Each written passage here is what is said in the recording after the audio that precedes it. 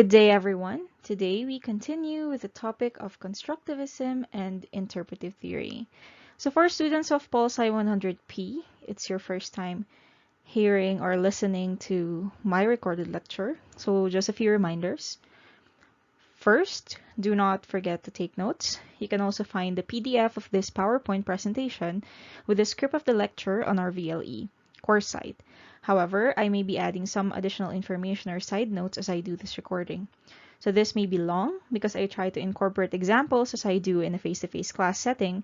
And so you could also think of some questions based on those examples that we can discuss during synchronous sessions. So make sure too that you have read the assigned reading in class. I know the reading is hard to read, specifically this one. So this lecture is a supplement to that reading, so you may identify which parts are important and needs further discussion.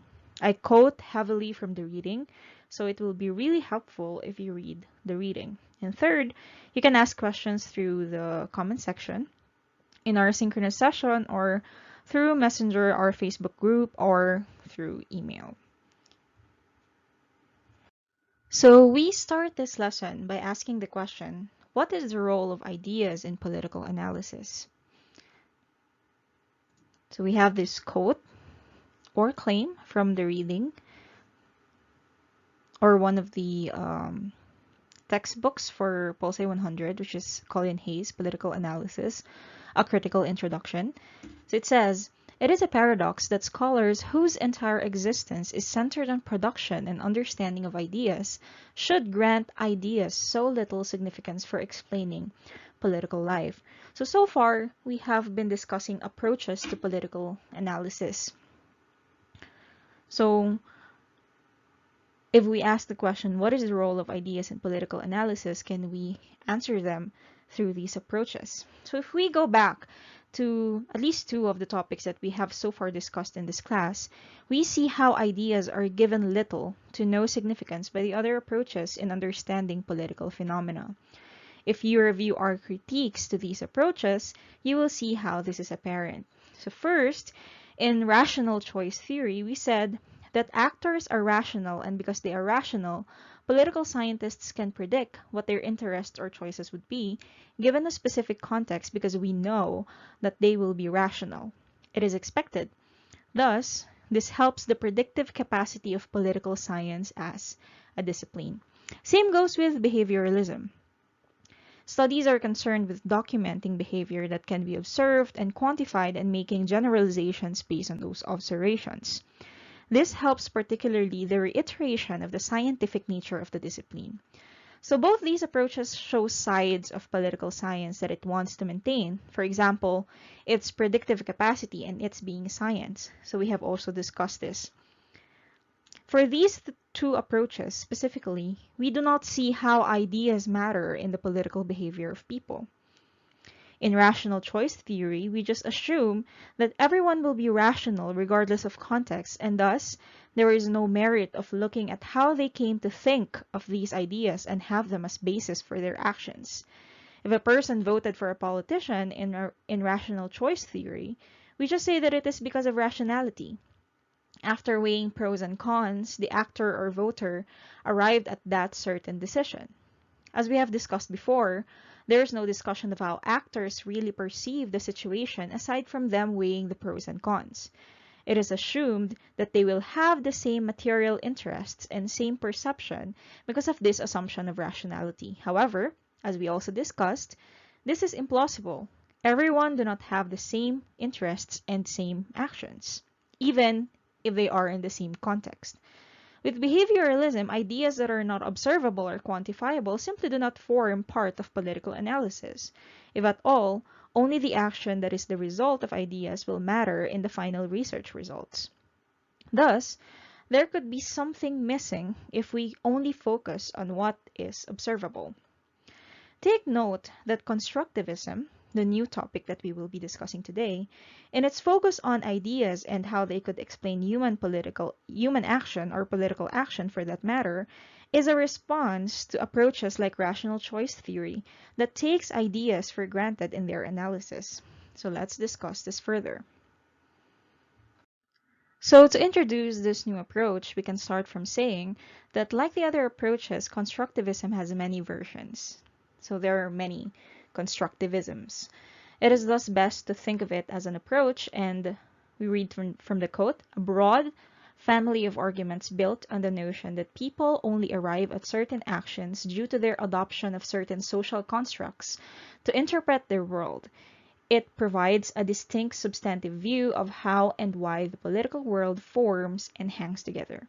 First and foremost, what distinguishes constructivism from the other approaches we have discussed so far is its emphasis on social construction. So we will discuss that in a minute. Constructivists recognize that political actors may be informed by different sets of ideas and will behave differently even though they are in the same context. We'll clarify what this means by discussing one by one the concepts related to constructivism. So another quote that we have here, we inhabit a world of our making, and action is structured by the meanings that particular groups of people develop to interpret and organize their identities, relationships, and environment. So we'll look into the idea of social construction and these concepts of identities, relationships, and environment and other material factors, and what this means for constructivism. So we have the following aims for the approach that is constructivism. First, it aims to explore the implications of acknowledging that political realities are socially constructed and of according ideas an independent and significant role in the analysis of international relations and politics. Second is to explore the implications of adopting a more sociological conception of agency, that of choice and interaction. And the third, to explore the implications of treating interests and preferences as social constructions rather than objectively given. So these may seem like alien objectives to us all at this point, but we will try to understand them one by one. All right, so we must first discuss the origins of constructivism, or at least the turning point on how it came to be a dominant or a very significant approach in political analysis. So first, we must remember the question that we always seek to answer when doing political analysis, or the question that we always seem to answer or try to answer in this course. Why do people behave the way they do? What is the reason for their actions? In order to understand constructivism, we must understand the approaches that it responds to or tries to substantiate. As you can see here in the 1980s, there was a resurgence of scholarship on ideas, norms, and culture through constructivist thought. Prior to this, there were the ideas of Durkheim and Weber in sociology referring to the importance of ideas and culture in how people's actions are shaped. So you can see this in your reading. Durkheim himself proposed a theory of social construction, or how social facts, the facts that we take for granted about living in a society, are constructed. Think of it this way. In your life, you were taught things that are like codes or norms, such as in the Philippines, what pagmamano meant. It's a sign of respect to an elder or to an old person that could either be your family member or a friend of a family member, or in general just an old person. You know how it is done and you know what it means. That is why, for example, when you see your grandparents, for example, you kiss their hand. Nagmamano ka. So as a Filipino, this is a kind of a social fact. When a person from another country sees this, they will not know this gesture immediately because probably it is not in their culture. It is not a social fact of their culture. Max Weber, also thought that ideas and culture deeply defined what people saw as their interests. So other scholars continue discussing this process of social construction and the impact of ideas and culture on people's lives. In the 1950s and the 1960s, you have Almond and Verba publishing the civic culture. So we may have discussed this a bit in behavioralism. So their study was about political culture, tackling political values of people and the effect of this on political behavior. However, this line of thought soon fell out of favor. The period of the 1980s coincides to the fall of the Berlin Wall, the collapse of the USSR, and the end of the Cold War. Now, it is said that political scientists and international relations theorists adhering to approaches like realism and liberalism were not able to predict nor explain this phenomenon. So for years after World War II, this was the norm or state of the world, that there are two poles or concentrations of world power, the US and the USSR. So though we cannot say that this system suddenly stopped, it was still a turning point in history as well as international relations and scholarship. Why did people change their mind? So why suddenly? Why were these decisions made? So there came constructivism that continued the idea that human action can only be understood through socially constructed meanings. So realism and liberalism cannot understand or could not have predicted what uh, the Cold War itself. So it's evident in that example, constructivism gained traction as it kind of filled in the gap in knowledge that was left by realism and liberalism, or neo-realism and liberalism. So in the case of the Cold War, it seems like before its end, there was a structure that legitimizes the existence of the USSR, that legitimizes the existence of the USSR and justifies the existence of a wall that divides Berlin. So if you do not know what happened, maybe we can discuss this in our synchronous session, or maybe you can review your history. So, um, so it seems that these structures or these, things happen because of the beliefs that people hold. Meaning, because people believe that there should be a USSR and there should be a wall, in the city of Berlin.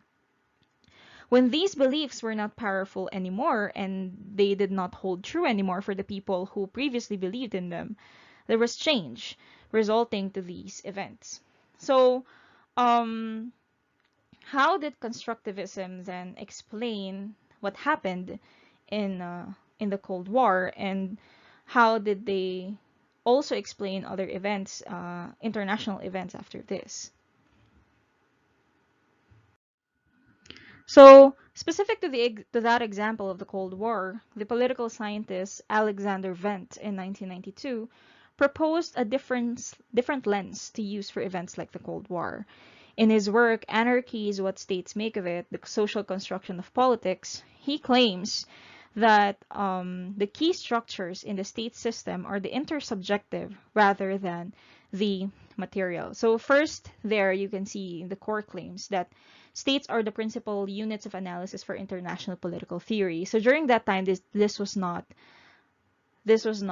a new idea, because it is the idea also of neo-realism and liberalism, that when you think of international relations or international political theory, you don't think of people or individuals as the principal units of analysis. You look at the interactions and relationships of states and not people. But what is new about his idea is the second one, that the key structures in the state system are the intersubjective rather than the material. So in his work, he claims this. In other words, he says that the structures that shape states' actions are not actually material things, rather, um, but rather ideas. So what does this mean? So to understand that statement, look at this example event from his other work, Constructing International Politics.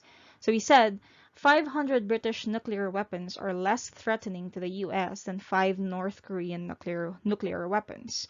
So though this example is, admittedly, it's kind of dated, and international relations is a bit of different now, what with the role of other world powers such as China.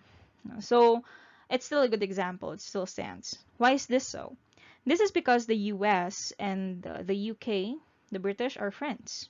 Even though they have 500 and the North Koreans have 5, the they're friends, and the US and North Korea are not.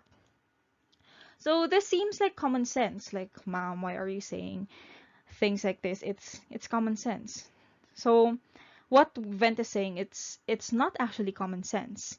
So, but if you look at it in that way, after all, kasi, di ba, friends are peaceful and non-threatening and enemies are not. We all know this. However, if you notice, friendship is a social and relational thing. People make friends. You have friends. I have friends. So friendship in the level of state, according to Wendt, is not something that naturally happened. It was constructed through interactions, and thus, according to that quote, amity or enmity is a function of shared understandings. While 500 nuclear weapons in theory is more threatening than 5 nuclear weapons if we base on the area that these could decimate, the number of people that they could kill, it is evident here that the level of threat is different with the British and the North Koreans. Britain's 500 nuclear weapons would never be directed towards the US if they are friends, while the 5 North Korean ones could be. So this idea of threat to each other then is not based on material factors. So when you look at material factors, it means, like, for example, how many are these nuclear weapons, what the power of these nuclear weapons are. But in this example, what is more important is the idea of threat. So here, the idea of threat is not just based on material factors, like how powerful the weapons are, but on the socially constructed idea of threat coming from enemies. So now, going back to this, in the third core claim, he states that state identities and interests are in important part constructed by social structures rather than given exogenously to the system by human nature or domestic politics. So going back to the friend or enemy example, what Wendt claims here is that this structure of states, that are either friends or enemies among others, are constructed. It is not because an external structure or institution like an international government said so that they are friends or enemies. Because, as the title states there, anarchy is what states make of it. The current state of international relations is that of anarchy, meaning the rule of none. Even though you have the United Nations and other supranational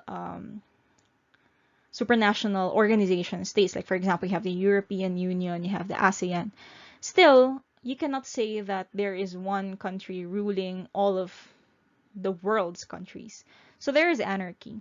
So therefore, this idea of friends and enemies is not based on an external thing, an external institution that says that states can be friends or enemies. Okay, this is because of structures formed due to states' interaction through time. Pag sinabi mo kasing may institution or sinabi mong may institutions or may, for example, may state that is above the state that is telling states or countries that they should be friends or enemies, then you're saying that their behavior is always because of this institution. But here, you kind of make, or you kind of highlight the agency of states, that they are the ones who actually made the system. Okay. More importantly, what Wendt is saying here is that ideas are as important, if not more than, for other constructivists, as material factors. You do not just look at how many nuclear weapons they have, you also look at the ideas of states towards actors, towards objects. Okay? This is one of the key assumptions of constructivism. So to reiterate that last point further, Wendt also states that a fundamental principle of constructivist social theory is that people act towards objects, including other actors, on the basis of the meanings that the objects have for them. Again, if we now go back to the question that we always ask when looking at approaches in political analysis, that is, why do people behave the way they do, it seems that the answer of constructivist is that people's actions are based on the meanings that they know. In the nuclear weapon example, US is more likely to condemn the presence of these kinds of weapons in North Korea than in the UK. So the action of condemnation, or in some cases intervention, would now base on what US thinks of their relationship with um, with North Korea. So it's not just because of the nuclear weapons, because Britain has nuclear weapons, but US would never say that, oh, you should not have nuclear weapons. Okay? Because they are friends. Okay? So as you can see there, people act, or in this case, states act towards objects, including other actors or other states, on the basis of the meanings that the objects have for them. Okay? So if you don't understand it as well, understand it yet now, we will have more examples later. So from that example and the others that we will be discussing later, we can see these key assumptions of constructivism. First is our beliefs play a crucial role in the construction of our reality. For constructivists, reality is something that is subjective, meaning that reality is contingent or not independent of our understanding of it. Social and political reality is subjective as we continuously construct it. In this process, people's beliefs play a key role. So, this is like the ontological definition or part of constructivism. Its view of reality, of political reality, of political phenomenon is that there is no political phenomenon without humans, without our understanding or interpretation of these political phenomenon. So second, the social and political world is not a given, but an inherently intersubjective domain, a product of social construction. So when we say objective, something could exist without us discerning it, or that it exists external to us. The social and political world is thus not a given or not objective, as it is intersubjective. Humans socially construct meanings as they exist in these worlds. So intersubjective. So it's not just one person defining what the world is or experiencing the world. It's the experience of many people, the interpretations of many people, which, according to social construction, produces certain shared understandings about the world. And then lastly, ideational factors should be accorded as significant a role in international relations as material factors. So this is connected to Wendt's last point in the last slide. Ideational factors should be accorded a significant role in international relations and in political science as material factors. So we'll discuss it further later. As you can see here, two of the statements here refer to social construction of reality. So kanina pa natin sinasabi, so now we'll discuss it. We'll define it. As you know, this is one of the buzzwords that we have in the social sciences. There are many things that we say are socially constructed, like gender, the idea of what is beautiful, meaning people have shared meanings about this.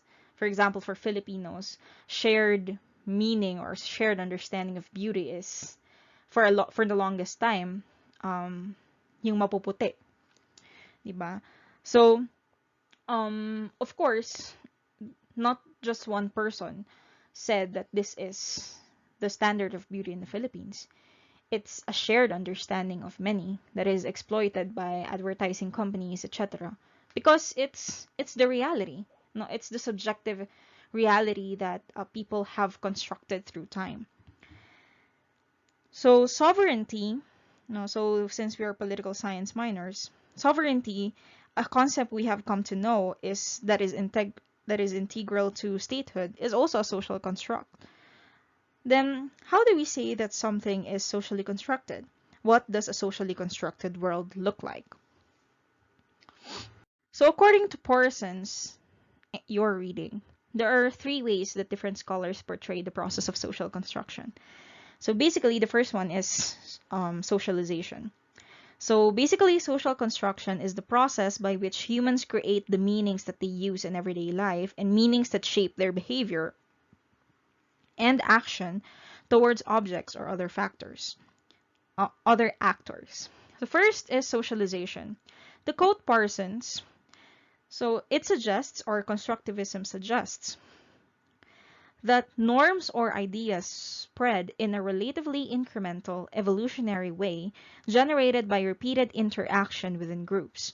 A group of people come together in interaction. They could interact in a wide variety of ways, but either through accident, deliberation, or initial innovative leadership, they orient themselves around certain norms and beliefs. Action becomes robustly embedded in the norms or beliefs over time, though the norms and beliefs are also constantly reshaped on the margins as they are reproduced. If you remember our discussion on how institutions are made, you may be familiar with this process. So you can go back to that discussion or lecture. The process of social construction is very much related to that.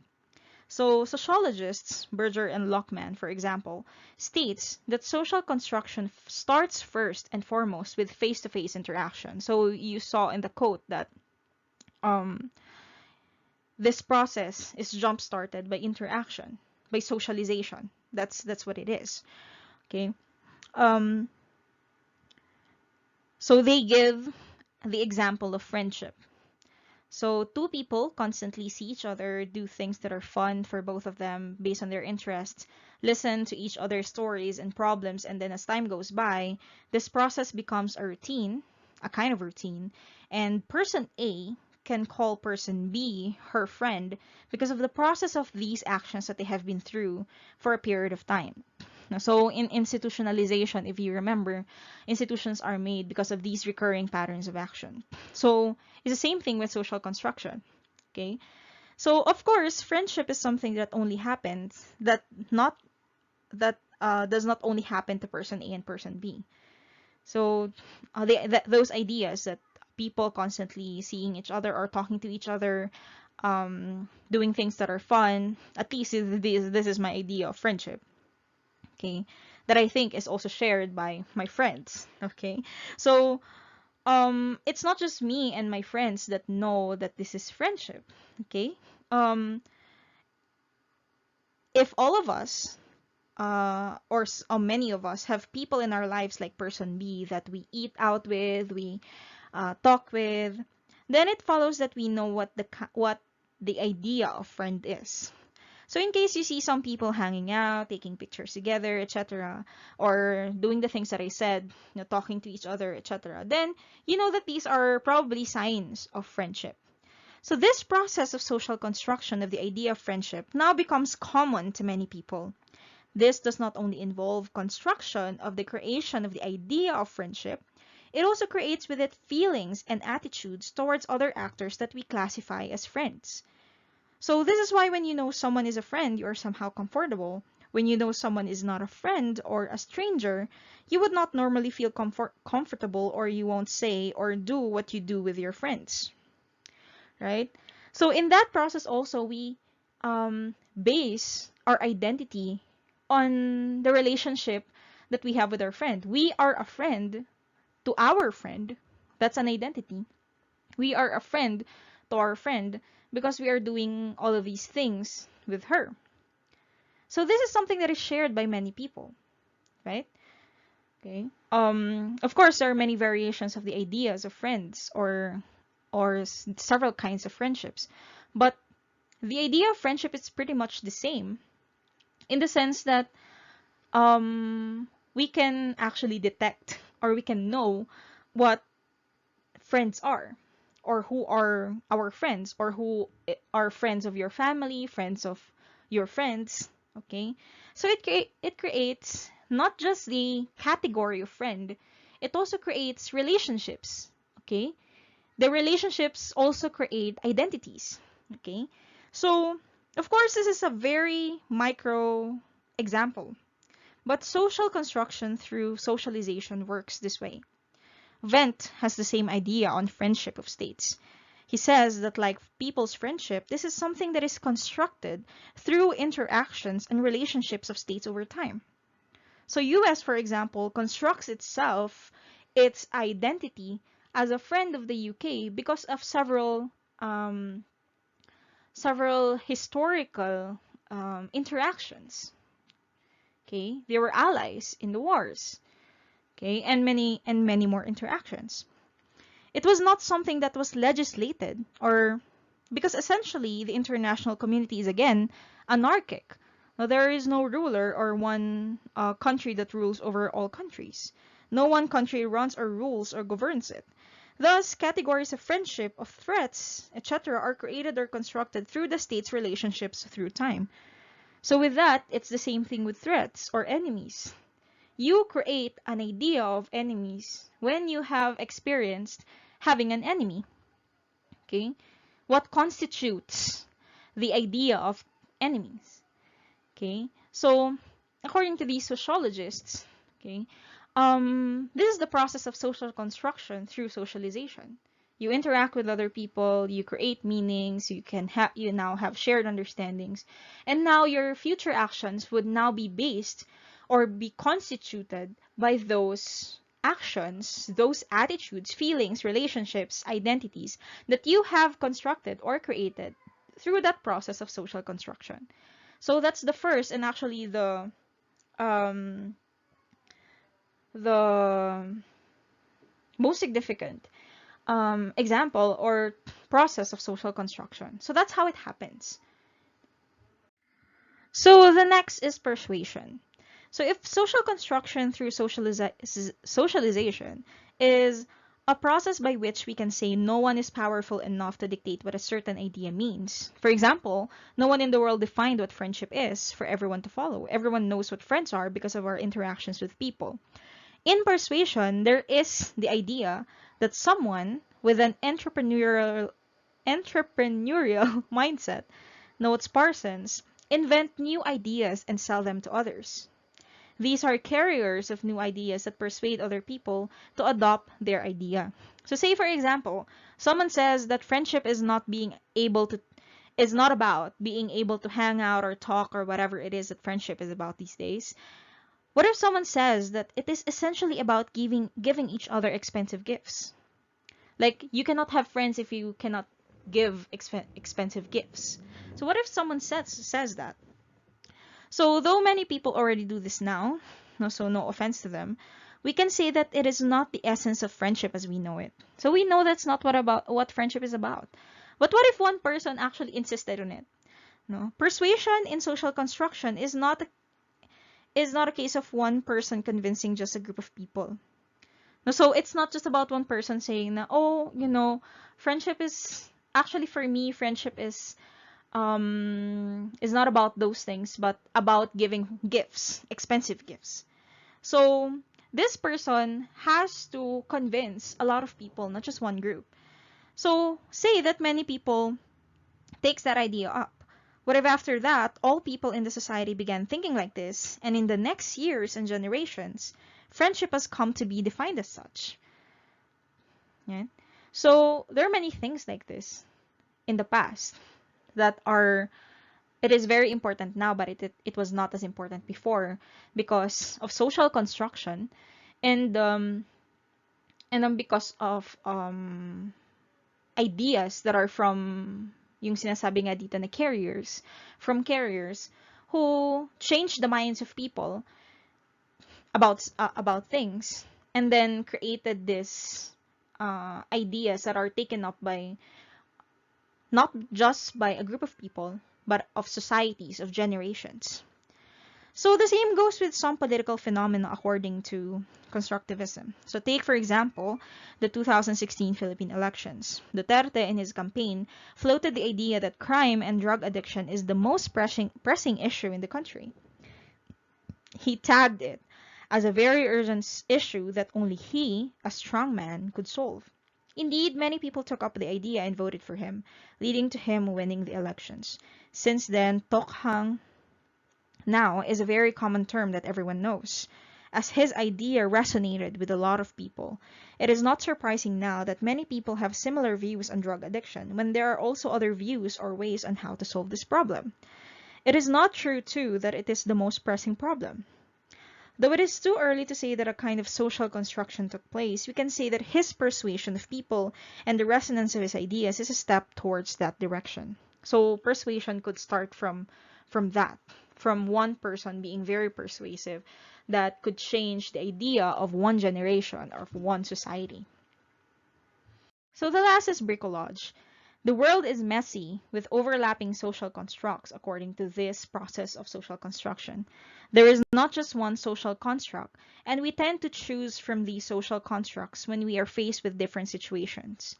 Bricolage is also a mix of the two previous processes when one could have ideas based on socialization but could also come up with novel ideas. So it's a mix of socialization and persuasion. However, unlike in the last process of persuasion, they do not necessarily persuade others to have the same ideas. So according to Parsons, this is a world of incoherence, not consensual collective identities. So you have simultaneous processes of socialization and persuasion going on, and people choosing from social constructions, from meanings that are important to them, that are important to their lives. Okay, and sometimes they make or they have new ideas, but they do not necessarily convince or persuade other people to it. Okay, so we have basic knowledge of how things are done, but these can also be negotiated and revised. The basic premise is we still create and act within social constructs.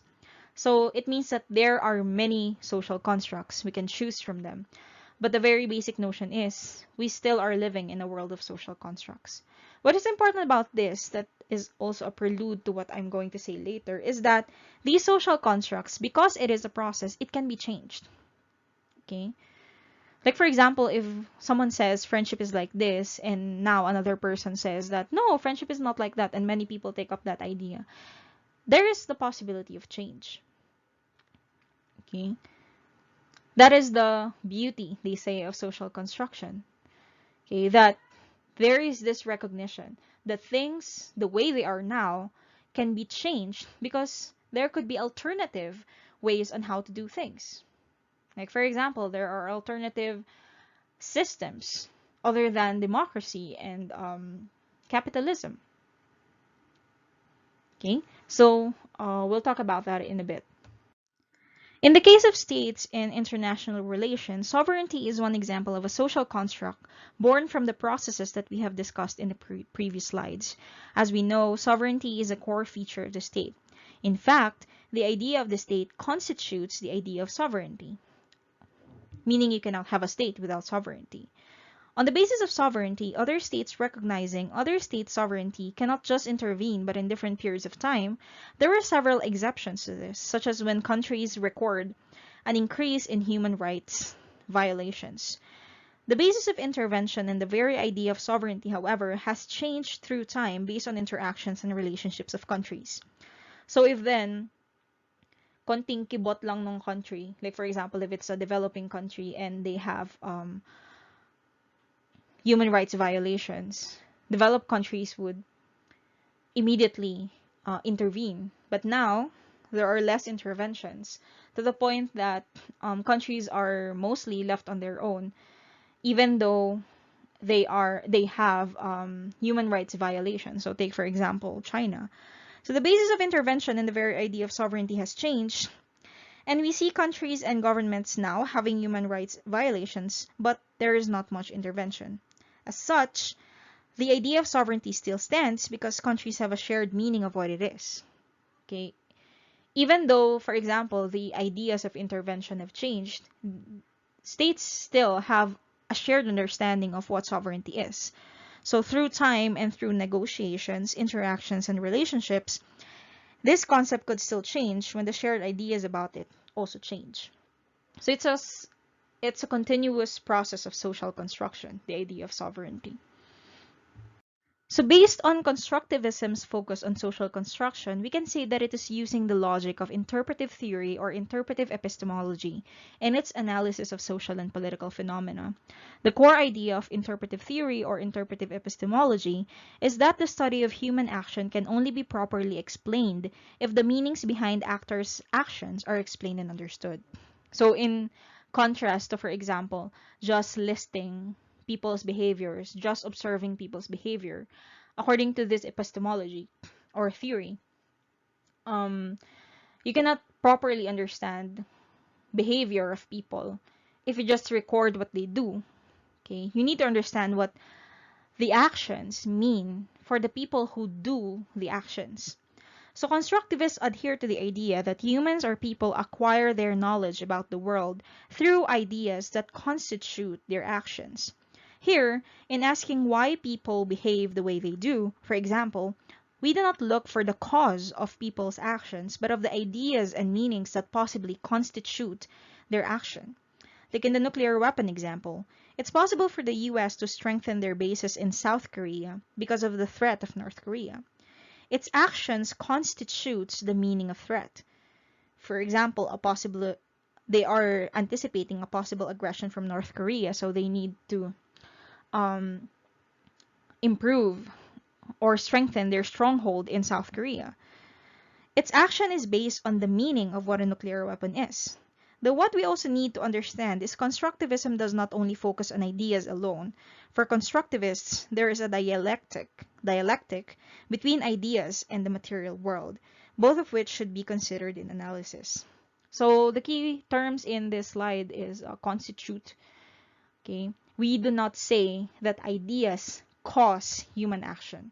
That's not what constructivism is all about. Constructivism is all about ideas constituting human action. They do it with the ideas, okay? Meaning if they do this action constitutes the ideas itself. It is not because of the ideas that they are doing the action.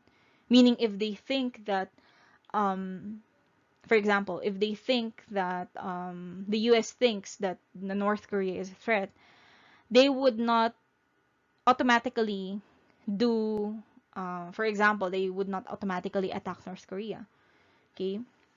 Because they still have an idea of, for example, international law, okay?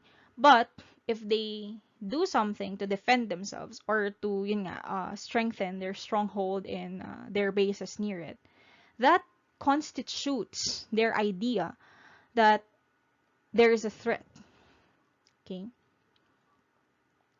So the idea of threat is not the cause of their action, but it constitutes their human action. As they act, they have these ideas already. Okay, I hope that made sense. So as we have mentioned, the rise of constructivism as one of the dominant theories in international relations is because of the alternative view that it gave scholars, especially after the Cold War. Neorealism and neoliberalism, the two most dominant theories before the 1980s, has failed to explain the events of the Cold War. These lenses adhere to the idea of materialism, where they argue that material objects, such as bombs, mountains, people, oil, and so on, have a direct effect on outcomes that is unmediated by the ideas people bring to them. For constructivism, again, as we have been discussing, ideas also need to be considered in order to understand political phenomena. As mentioned in the key assumptions of the approach, constructivism accords ideas in an independent role in the analysis of international relations and also in politics. The more extreme of this view is called idealism, where only ideas and only constructivism is important in analysis. But more inclusive constructivisms, however, look at the dialectic of ideas and material factors. According to Hay, constructivists start from the recognition that we cannot hope to understand political behavior without understanding the ideas actors hold about the environment in which they find themselves. So to quote Hay again, political outcomes are in short neither a simple reflection of actors' intentions and understandings, nor of the context which gives rise to such intentions and understandings. Rather, they are a product of the impact of the strategies actors devise as means to realize their intentions upon a context which favors certain strategies over others, and does so irrespective of the intentions of the actors. So this means that in the nuclear weapon example, US would not just act rashly just because they thought of North Korea's weapons as threats. because they would still need to assess the context of why there are nuclear weapons in the first place, and are these directed to them as enemies. International law still would not allow them to intervene or to attack North Korea despite this signal of threat. The context doesn't allow this despite the intention of the US. So thus in constructivism, both ideas and material factors both matter in political outcomes and the analysis of such. So um, it's important to at least summarize what we have discussed so far. We have started from constructivism's point that before constructivism, ideas have not been accorded a place in political analysis at all. So they said that we should be looking at ideas because these has a certain effect, or this has a certain um, this could add to the understanding of political phenomena when you look at ideas. So now what we are saying is that even though that is the main point of constructivism, another main point of constructivism is that even though you give ideas a significant role in the analysis of international relations, it does not mean that you will not look at material factors. Okay, you will still look at material factors. Like in my example, you will still look at the institution, the structure, the international law, for example, that could affect outcomes. Like for example, in that example of nuclear weapons, it will not directly lead to a war automatically because actors need to negotiate, um, need to still anong tawag dyan, they still need to assess whether this outcome or this action that they will do is aligned to what they believe in, okay, and what the world allows. Okay, so even there is anarchy in the world, there is still international law. There is still, you know, the the relationships of countries. Okay, as you know, if the US directly attacks North Korea, what North Korea will attack first is South Korea. US, an ally of the US. So meaning they cannot just do it as is because they think, because of what they think or what their ideas are. Okay, so this kind of dialectic is going on between ideas and material factors, which is one of the key points of constructivism. So to add to the relationship of ideas and the material world, we know that political analysis is also concerned about the interest of actors. So if you remember from the discussion of power, okay, and of course the other approaches too, such as rational choice theory, there is a talk of interest. Okay, for example, in the rational choice theory, we said that the interest of actors is generally coming from what they see as rational, mostly aimed at maximizing the utility of things. For constructivists, material interests, say of states, of gaining wealth, territory, etc., are not always transparent or codified in plans or publicized. Actually, in reality, they could also be saying one thing and doing the other, like China. Okay, they say that um, they say one thing, but they still do aggression to countries. For example, in the West Philippine Sea that they are claiming, they still do aggression on other countries. When in other documents they say that they want peace, they want to help other countries. So the interests of countries are not actually transparent. Okay, and usually these are material interests, like they want wealth, they want territories. Okay, so there's this one project of China, which is the One Belt, One Road initiative. Okay, so yeah, One Belt, One Road initiative, where they are sponsoring infrastructures in other countries that connect and make a kind of a new Silk Road. But behind that, of course, that's the publicized goal. But behind that, of course, are other interests. Okay, so now countries could either, welcome China or not join this project by China by looking at what they think are actually China's interests. Okay, so according to that, it is perceptions of interest rather than material interest per se on which states act. Okay, states act based on what they think are the interests of other states because states do not always have the same rational interests or the same interests. So not all states want land, not all states want wealth. All right.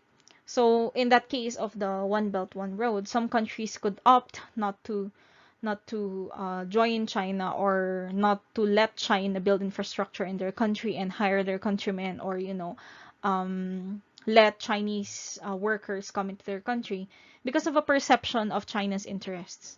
Okay, China would not say that it is their interest um to have more territory, to have more power, but other states could um could base their actions based on what they think are the interests of these other states. So going back to Wendt, let's connect the ideas of social construction and the role of ideational factors in international relations. So he says anarchy is what states make of it. What does the statement means? So this means that the present condition of the international system is anarchic. No one rules or governs other countries, not even the United Nations. This anarchic structure does not shape the behavior of the states. When there is anarchy or rule of none, the expectation is chaos, right? But so far, we still do not have World War III nor a new Cold War. This is because of the shared understandings and meaning of states, for example, of the ideas of sovereignty and democracy, among others. It is these understandings that prevent the rule of one country over others. They constitute this condition of anarchy.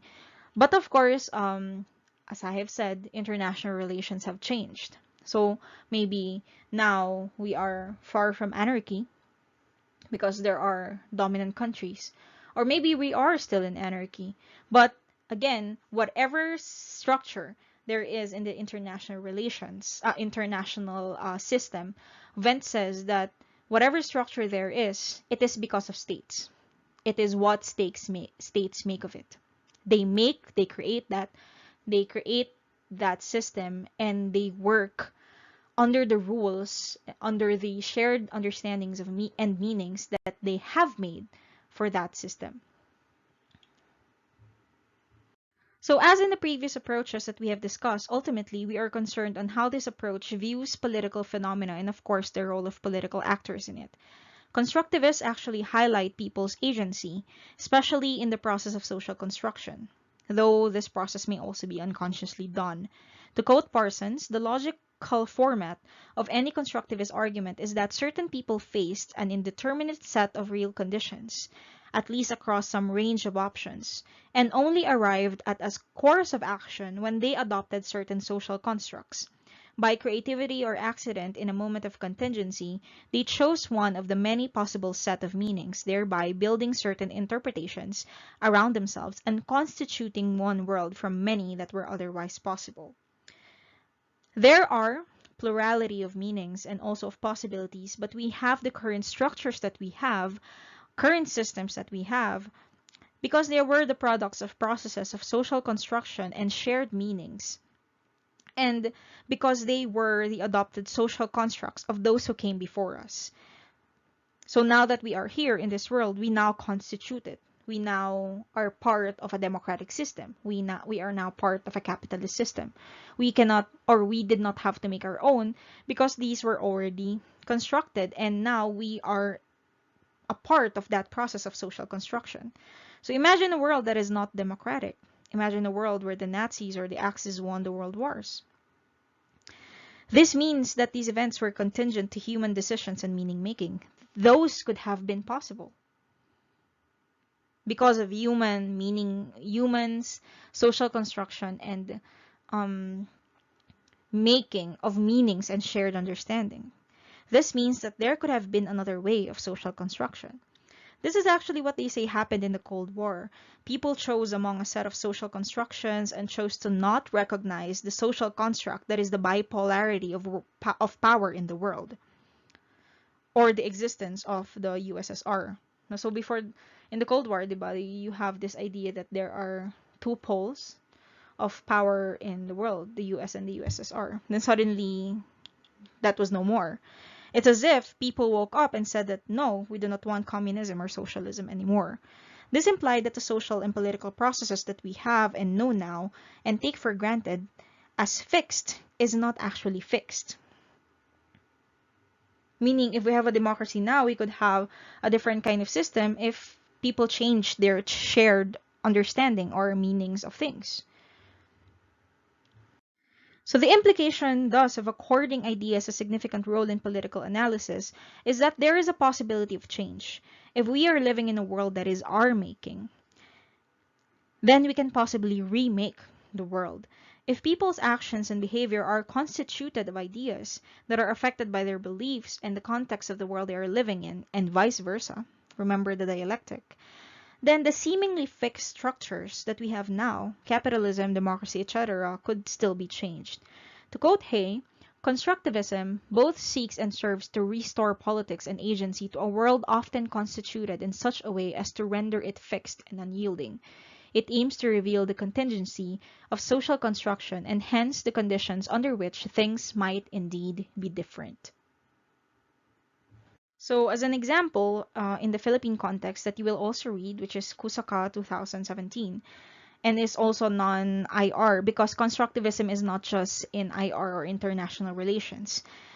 In his work, Moral Politics on in the Philippines, Kusaka uses the constructivist approach in understanding social groups in the country and their significance in our democracy.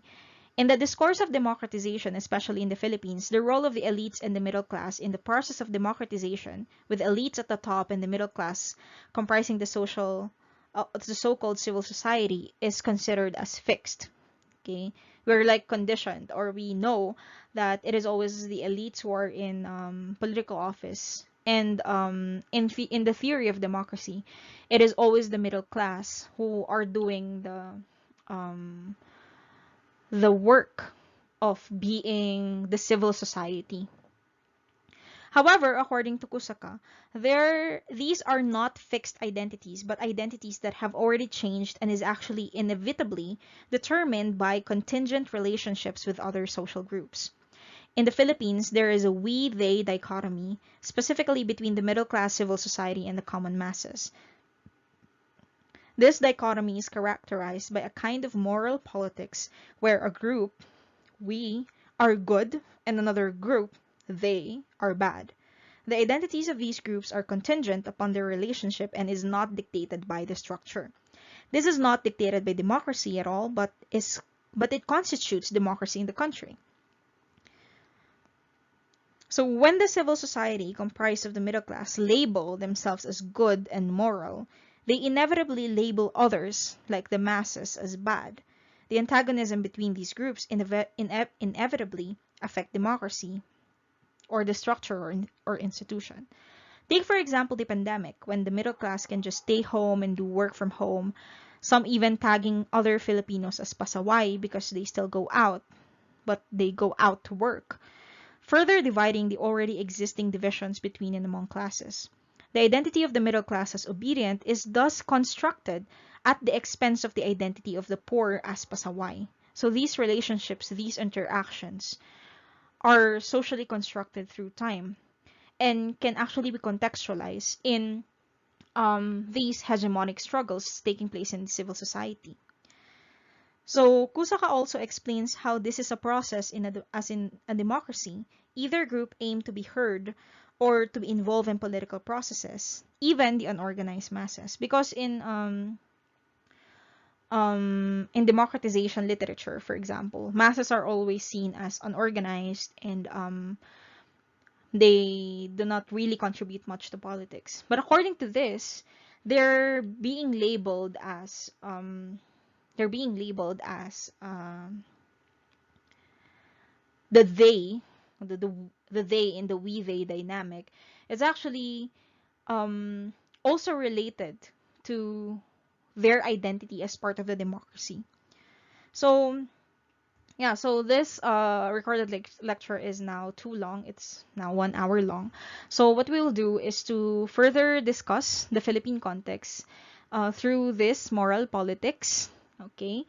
So your assignment or optional assignment, okay, optional because we will be doing this in a synchronous session, is to share bits from this reading and relating these to the concepts of constructivism that we have discussed. So this is just an overview of what is in that reading. Another is populism. So again, this is the optional assignment. So you can just choose whether you want to discuss the general reading or general idea of Kusaka in his work, or the appendix, which is Duterte and populism. Okay, so yeah, so for your assignment or for your further reading, you read Kusaka 2017 and relate it to the ideas of constructivism. Okay, so this ends my lecture, and if you have questions and other clarifications, you can ask this during synchronous sessions, as you know, and yeah, we will summarize further, summarize and discuss in concise terms constructivism then. So I hope you understood and got the major ideas and concepts that are related to constructivism. Thank you for listening.